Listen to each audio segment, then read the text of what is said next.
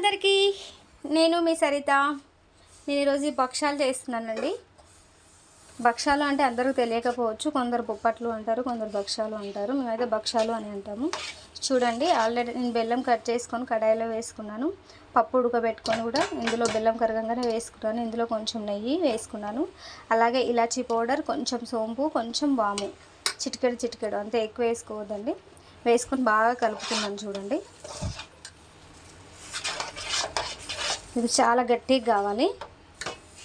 అలాగే నేను కొంచెం మైదా, కొంచెం సాల్ట్, కొంచెం రవ్వ వేసి కలుపుకొని పెట్టుకున్నాను. అసలు నేను వీడియో తీయొద్దు అనుకున్నాను, తర్వాత ఎందుకో తీయాలనిపించి తీస్తున్నానండి. మాకు ఉగాది పండుగ లేదు కాబట్టి నేను ఈరోజు చేస్తున్నాను. అంటే పండుగ లేకపోతే పండుగ రోజు చేయకూడదు అంటారు కదా, సో నేను అందుకే ఈరోజు చేస్తున్నాను. అడుగంటకుండా ఇలా కలుపుకోవాలి అండి, చాలా గట్టిగా కావాలి. కొందరు పప్పు కచ్చపచ్చగా ఉడకబెట్టి గ్రైండ్ చేసుకొని బెల్లం కరిగించి చేసుకుంటారు, కానీ అది ఎక్కువ రోజులు నిల్వ ఉండదండి. ఇలా చేసుకుంటే మాత్రం ఒక 4-5 months కంపల్సరీ నిల్వ ఉంటుంది. ఇందుకో 1/2 kg శనగపప్పుకి 1/2 kg బెల్లం తీసుకున్నాను. ఇదిగో ఇలా అయింది. ఇంకా గట్టిగా కావాలి అండి.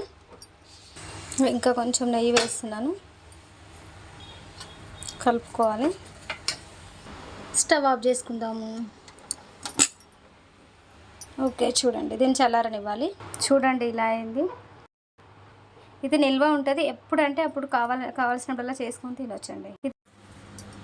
ఇగో పిండిని ఇలా అనుకోవాలి. చల్లారింది, దీన్ని లడ్డూలో ఒత్తుకోవాలి.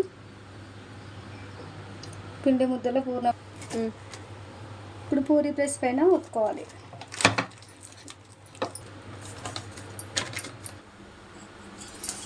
ఆల్రెడీ పెనం వేడైంది, నెయ్యి రుద్దుతున్నాను. ఓకే, బచ్చాలు రెడీ అవుతున్నాయి. చూడండి, ఒక్కసారి పూర్ణం ఇలా చేసి పెట్టుకొని ఇష్టం వచ్చినప్పుడు చేసుకొని తినొచ్చు. అట్లీస్ట్ 3-4 months కంపల్సరీ ఉంటుందండి. ఓకే, భక్షాలు రెడీ అయిపోయినాయి. చూడండి, వీడియో కనుక మీకు నచ్చినట్లయితే లైక్ చేయండి, షేర్ చేయండి, సబ్స్క్రైబ్ చేయండి. అలాగే గంట కూడా మాత్రం మర్చిపోకండి. ప్లీజ్ నా ఛానల్ని సపోర్ట్ చేయండి. మీరు సపోర్ట్ చేస్తేనే నాకు వీడియోలు తీయాలనిపిస్తుంది. Thank you for watching.